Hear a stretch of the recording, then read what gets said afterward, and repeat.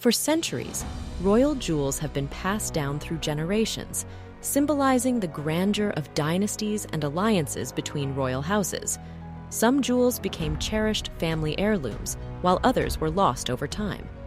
But there are pieces that find their way back together through dynastic marriages, forming a single parure despite having different origins. Today, as we continue celebrating Sapphire Month, I want to tell you about two such remarkable jewels: the Sapphire tiara of Queen Maria II of Portugal and the Sapphire parure of Stephanie de Beauharnais, Grand Duchess of Baden. These jewels, created at different times and under different circumstances, eventually came together in one royal family and were used as a single set.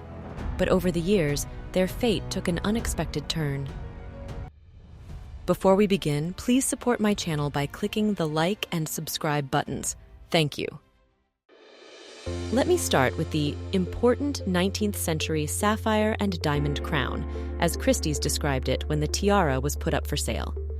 This refers to the sapphire tiara of Queen Maria II of Portugal, which was created in the 1840s and is an exquisite piece featuring 5 large sapphires and over 1,400 diamonds. This striking sapphire and diamond tiara was part of a demi-parure that included a brooch and, at least, a matching bracelet. This was more than just a tiara. It was a versatile jewel.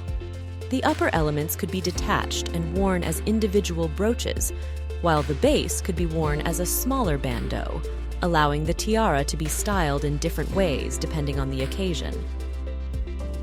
Maria II ascended the throne at the age of just 7, making her one of the youngest monarchs in Portuguese history. Her path to power was far from easy. Born in Brazil in 1819, she was the daughter of Pedro I, Emperor of Brazil, and Maria Leopoldina of Austria. After the death of her grandfather, King John VI, her father inherited the Portuguese throne, but, ruling both Brazil and Portugal, decided to pass the crown to Maria. However, her reign began in turbulent times. Portugal was embroiled in a conflict between liberals and absolutists. Her uncle, Prince Miguel, was appointed regent, but soon usurped the throne, declaring himself king. Maria and her father, Pedro I, launched a fight to restore her rightful place. After a prolonged civil war, Miguel was deposed in 1834, and Maria II returned to the throne. Her reign was characterized by efforts to stabilize the country politically and economically, supporting a constitutional monarchy. The tiara was likely commissioned after Maria II solidified her position as queen. Its design, with white diamonds and blue sapphires, reflected the national colors of Portugal at the time. The sapphires and diamonds not only emphasized her status, but also symbolized her role in uniting the country. This piece appears in several portraits and engravings of Queen Maria, the most iconic being the oil portrait by Austrian artist Ferdinand Krumholtz, which is housed in the throne room of Ajuda Palace in Lisbon. The Queen often wore it as a closed crown, placed at the back of her hair, a style favored by her friend and confidant, Queen Victoria. Maria was married twice. Her first husband, the Duke of Leuchtenberg, passed away shortly after their wedding. Her second marriage, to Prince Ferdinand of Saxe-Coburg and Gotha, a first cousin of Queen Victoria and Prince Albert, was successful. They raised 7 children who survived into adulthood.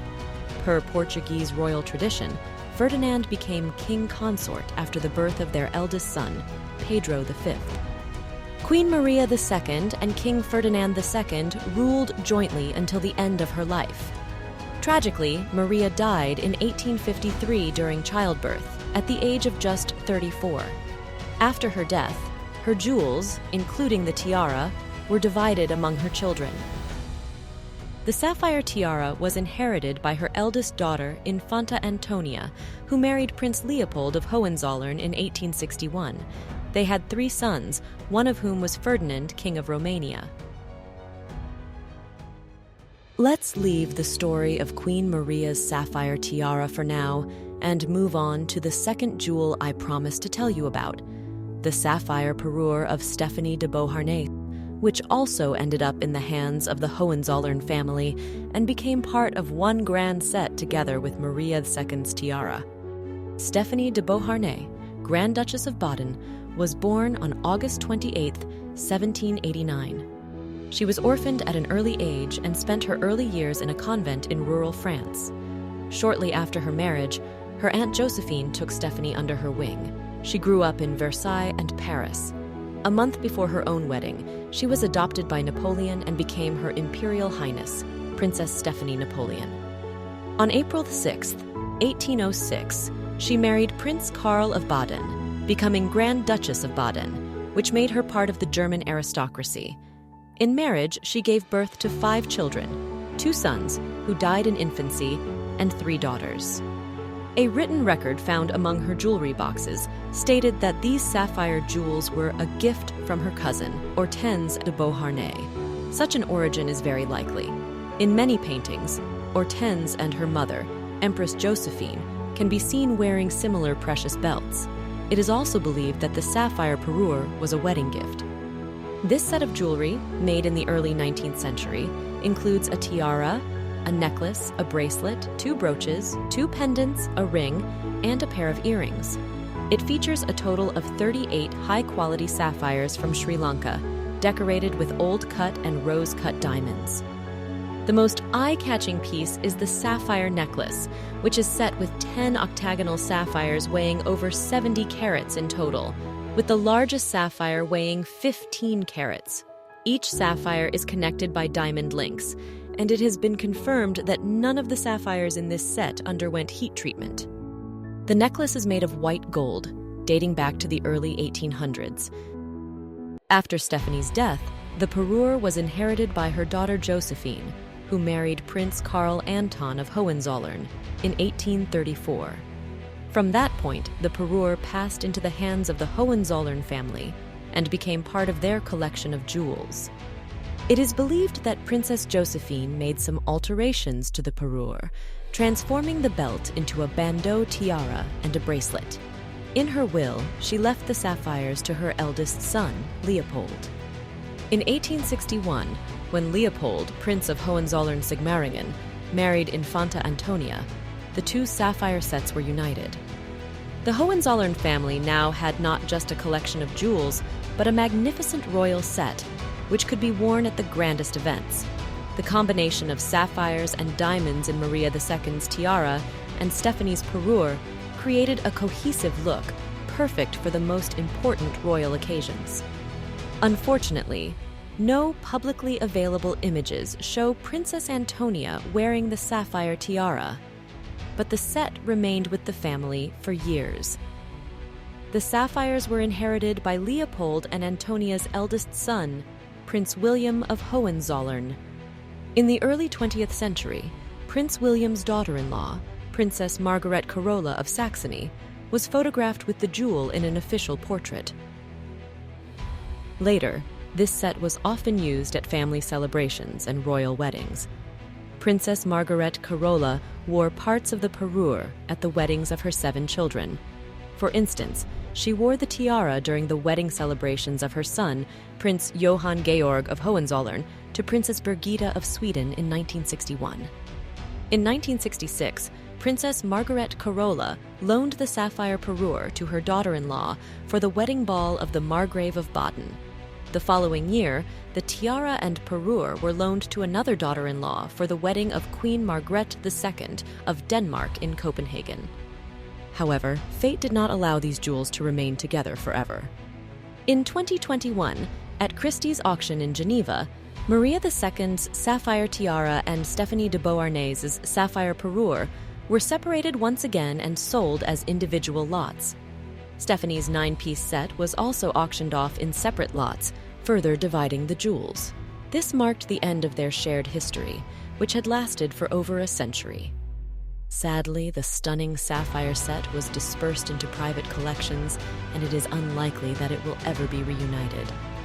Maria II's sapphire tiara generated immense interest among collectors and was sold for 1,770,000 Swiss francs, far exceeding its original estimate. Despite attempts by the Portuguese government to reclaim it, the winning bidder was a private collector.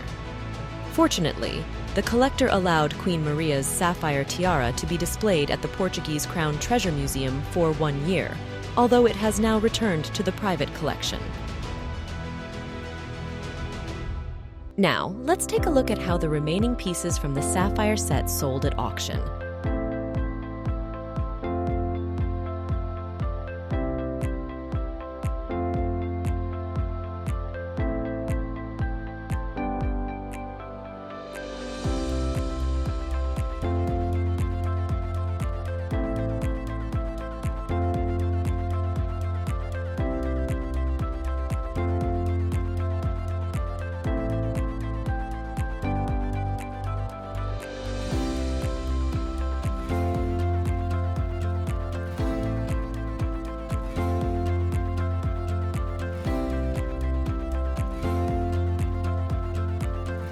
What do you think about this? Do you believe these pieces should remain in private hands? Or should they be displayed in museums for the public to appreciate? And which of these jewels caught your attention the most? The versatile tiara of Queen Maria II or the grand sapphire parure of Stephanie? Personally, I find it both exciting and bittersweet to see how these jewels have moved through generations. But it's a shame that they are no longer kept together as a set. If you enjoyed this story, please give this video a like, share it with others who might be interested, and don't forget to subscribe to the channel for more fascinating tales about royal jewels. Thank you for watching.